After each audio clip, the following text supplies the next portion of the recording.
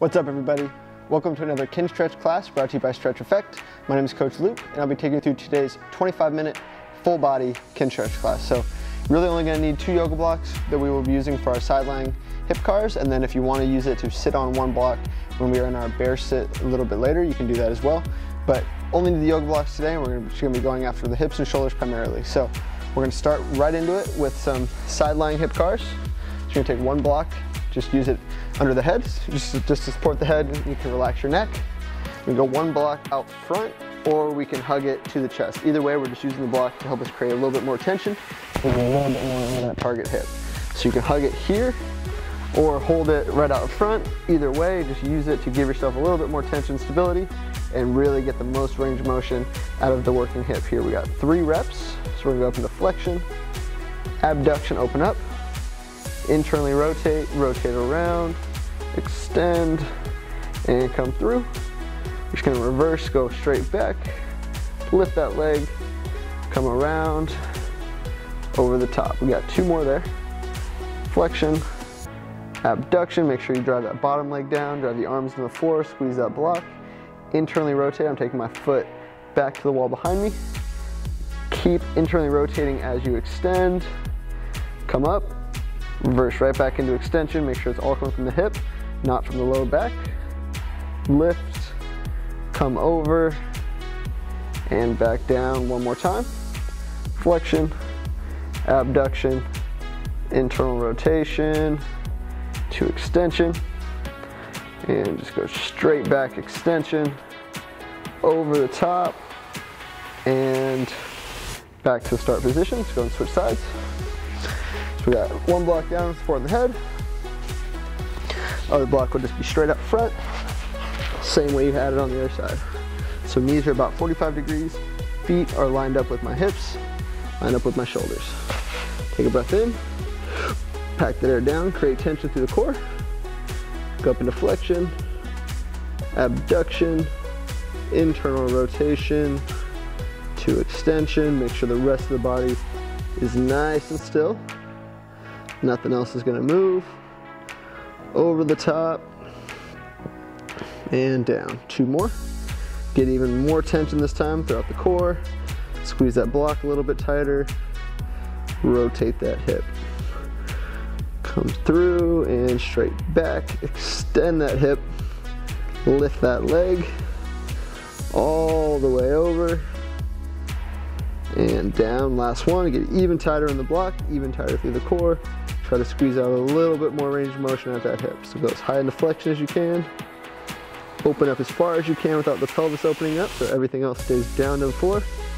Rotate the foot back. Come through. Swing through and reverse. Stay tight. Lift. Come over. And relax. Okay, so from there, we will go right into some half kneeling shoulder cars. So I'm just gonna have one knee down, one knee will be up. My right knee is down, my right arm will be the one working here in this case. So I'm just gonna make sure I keep a nice tight contraction through the core so my ribs are over my pelvis. I can squeeze my right glute, make sure that everything from the lower body down is nice and still. I like to go left hand on my rib cage.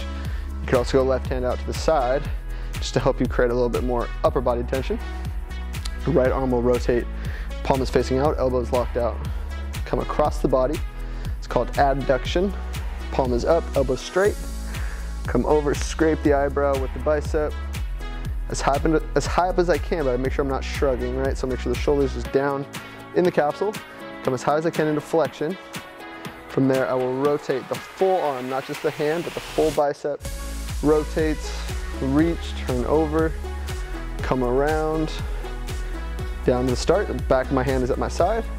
Just go straight back. Thumb comes up, come over, scrape the eyebrow, the bicep, come across the body, and come down. We got one more time there. Across, up and over, glutes tight, core's tight, make sure those ribs stay down, make sure we're not arching that lower back. Lock that body in, everything is locked in except that shoulder. Over the top again, one more time. Scrape the eyebrow with the bicep, arm crosses the body, down to my start position. And we'll switch. Left knee's down, everything else is the same. So I'm gonna tuck my left glute, glutes tight, lower body's engaged, core is engaged, left arm is out to the side, cross the body. We got 2 shoulder cars here, rotate around, back to the start position. Now thumb is facing back, extend that arm straight back, come up and over, ribs stay down, lower body stays still, come across, and down to the start. One more time, even more full body tension. Breathing up that shoulder as I come around, and down, and reverse. Thumb comes up, turn that arm over, elbow stays locked out, body stays still, and come down. Okay, from there we'll go right to our cat-cow. If you've done yoga before, you'll know this movement. They call it, I think in yoga a lot of times people will call it cat-cow, cat-camel. It's spine, flexion, and extension. But we do it a little bit differently because we're just going to go segmentally. So it just means one vertebrae at a time. We'll start in flexion. One vertebrae at a time, we'll go work all the way full extension. Start the tailbone again, work all the way back to flexion. We're going to go up and down 2 times, okay? So I'm going to make sure that I got knees under the hips, hands under the shoulders. I'm going to start tucking my tailbone, work all the way up into flexion. Hands down a little bit, so over here, in my cat position. From there, I'm going to start the tailbone, and I'm going to work one vertebrae at a time. Nice, slow, and controlled. Working to extension, working on just pulling that spine away from my shirt, dropping it down to the floor, one vertebrae at a time. We're about mid-chest level. Thoracic spine, big chest, and squeeze. From there, I will tuck the tailbone, work all the way back into my cat position, flexing that spine one vertebrae at a time. Work all the way back up to the top. And that is 1 rep. Okay, we got 1 more time, both directions. Start at that tailbone. Extend 1 segment at a time. Slower the better here. This is something we should be doing every single day. Need more spine love. Work all the way back to extension. Big chest, take a breath. 1 more time, back to flexion. Tuck that tailbone. Make sure nothing else moves except the 1 vertebrae you're trying to work. It'll take a lot of practice, trust me. Still working on it. And relax. Okay. So now we're a little warmed up, we got the hips going, got the shoulders going, we got the spine going, okay? That's really the focus of today's class. Slide your blocks out of the way, we don't need them for now. I'm gonna go to my 90-90 position. So I got 90 degrees on the front knee, 90 degrees on the back knee. We're gonna work what's called internal rotation passive range liftoffs. So I'm gonna drive my back knee into the floor. I'm gonna work to lift my back foot. So as my foot lifts up, my femur is actually rotating in, right? So that's the internal rotation part. So we're working to get the foot off the ground. If you're very mobile and you're sitting up nice and tall and you can get the foot way up, we just want you to sit up even taller. You could even go hands here. If you're not as mobile and you can barely get the foot off the ground, that's totally okay. We just gotta lean forward a little bit more. The more you lean away from here, the easier it's gonna be to get that foot up. The goal is to really get the foot about 2 to 3 inches off the floor. If you're getting way up there, that just means sit up taller, make it a little harder. If you can't get it off, that just means make it a little bit easier. Lean your body forward. We got 12 passive range liftoffs. Just think, crush the knee to the floor, try to lift that foot up, keeping the upper body as still as possible. Okay, so from the hands, you can grab the floor here, kind of screw your hands into the ground.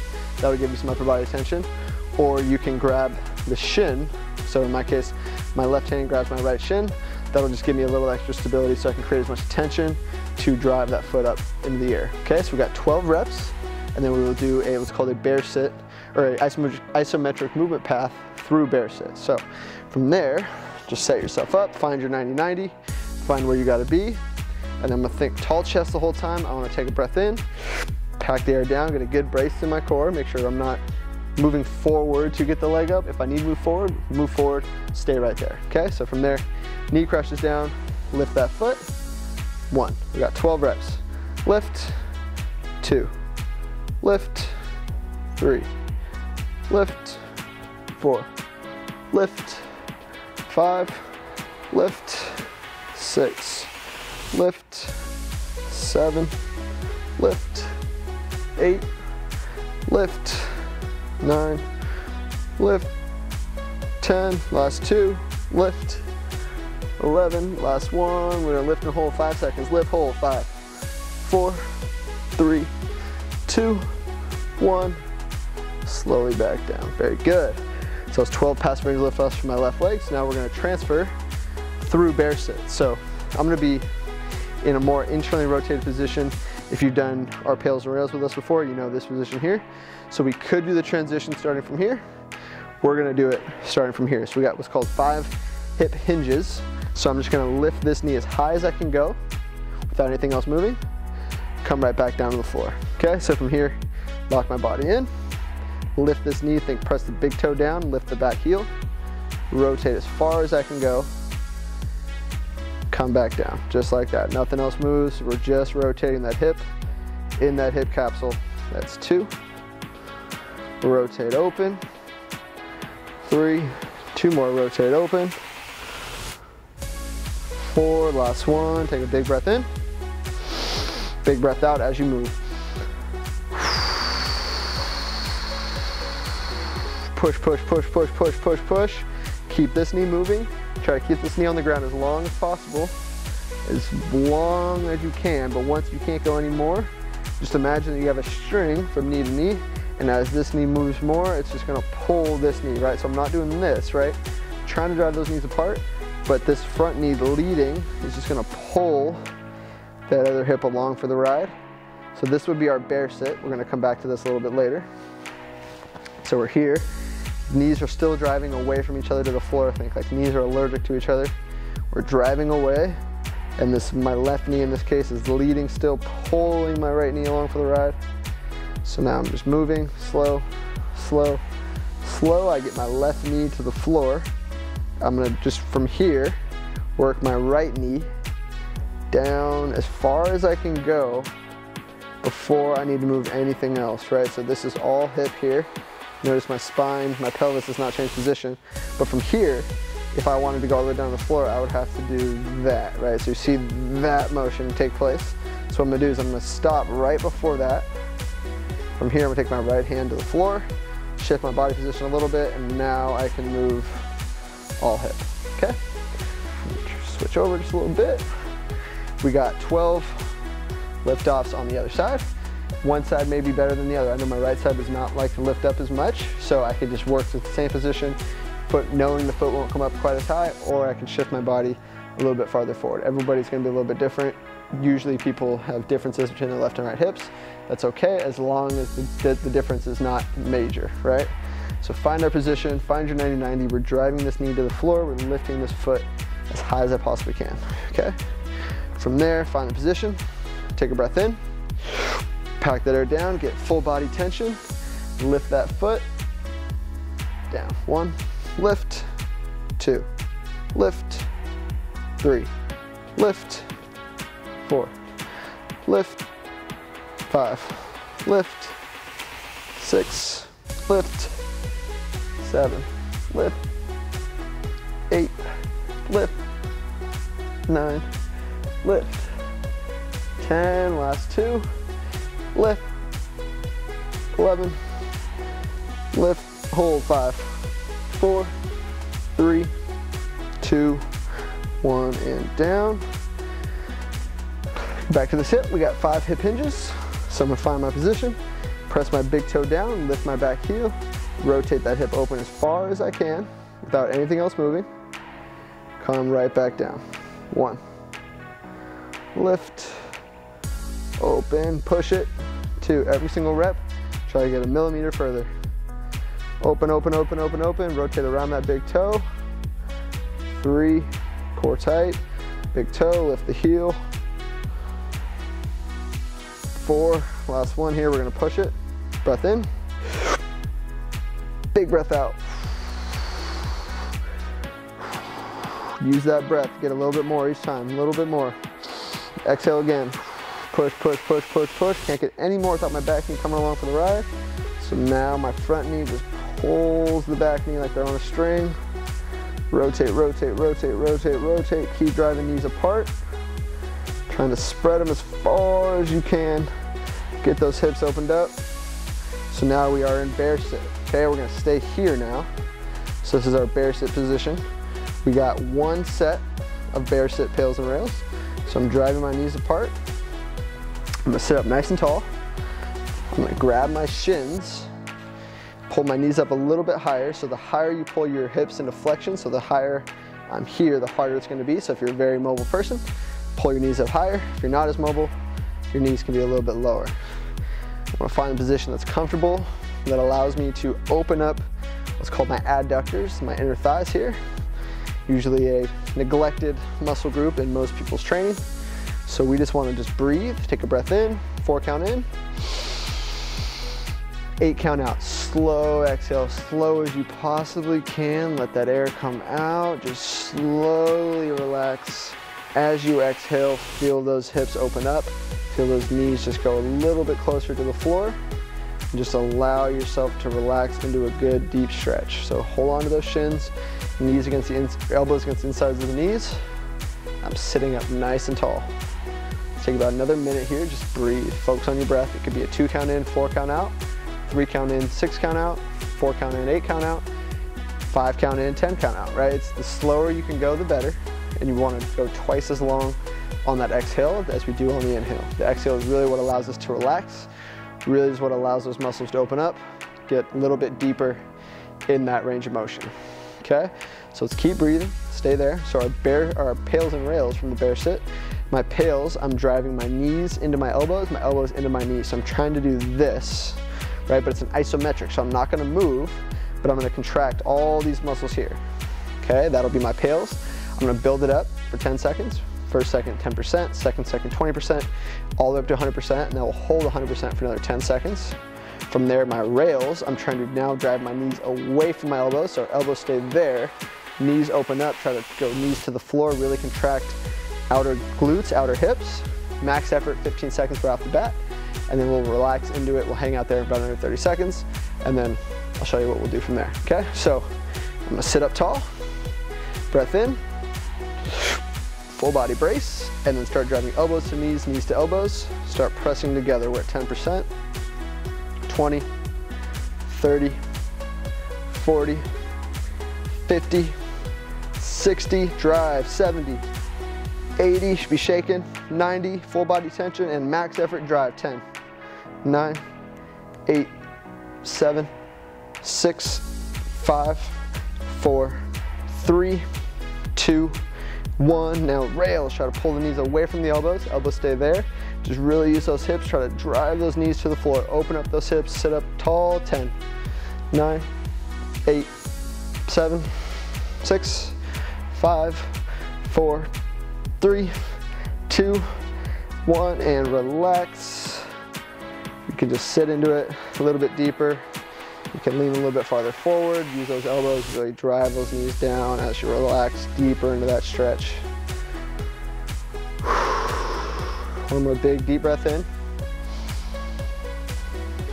Bigger breath out.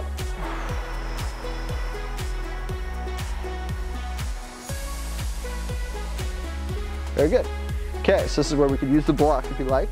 So we're gonna go from bear sit position. We will do some shoulder swimmers. So if you've done the swimmers those before, you know what's coming.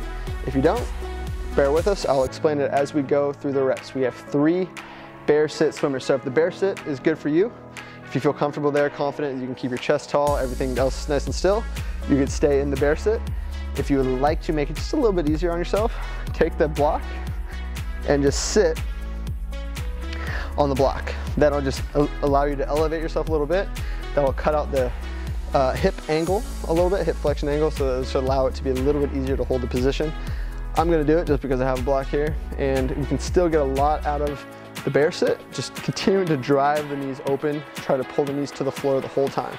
Okay, so we're gonna be working the upper body here, but we're gonna give ourselves a little bit of a lower body task to complete while we do the upper body work, okay? So we're doing shoulder swimmers, so it's hitting shoulders and shoulder blades, but the bear sit position allows us to really work hips.